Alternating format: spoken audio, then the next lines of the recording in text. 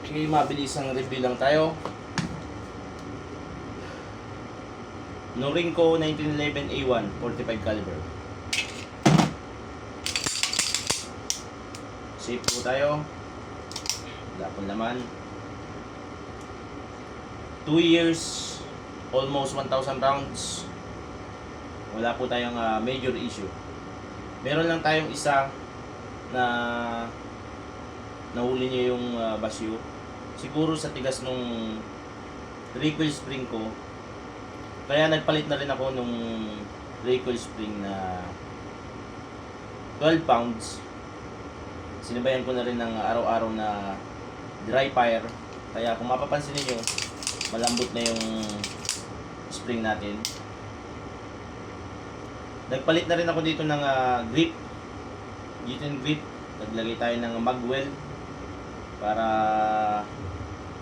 mas gumanda naman ng kaunti yung ating unit. Yung magazine natin, stock lang to. Naglagay lang tayo ng base pad para umabot siya. Okay. So far, wala ako ditong masasabi. Kahit na mabigat to. Sanayan lang talaga. Lagi naman napapanood tong unit na to sa lahat ng platform, YouTube, Facebook. Pero share ko na rin yung mga specs nito at mga pwedeng palitan. Tulad nito, ito ay napapalitan to ng mas mabigat na tungsten na stabilizer. Serration niya, front serration, napakaganda. Napaka-saktong-sakto lang siya. Top, ang ganda. Naka-boomer sight yan. Steel front sight. Pwede mong palitan ng fiber. Hindi ito glow in the dark. Ambi safety na very positive. Medyo matalas lang. Pero sa katagalan, kahit di mo na i-horn, mawawala na rin. Naka-combat hammer ito. Beaver tail. Extended yan. Napakaganda.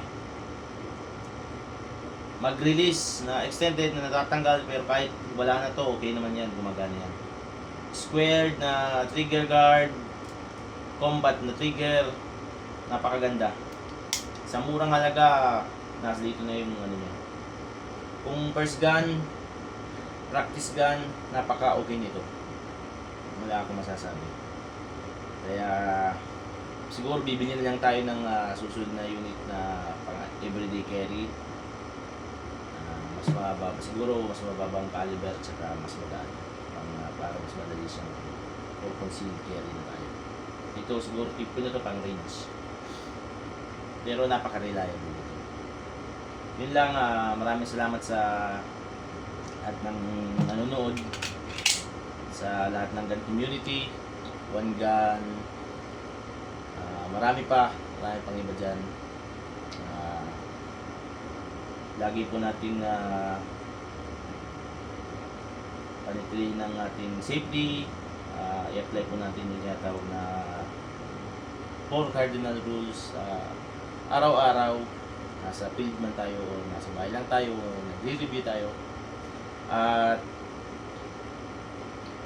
laging passive lang po tayo kahit na kanino. Wala po tayo hates para iwas po tayo sa yun na po.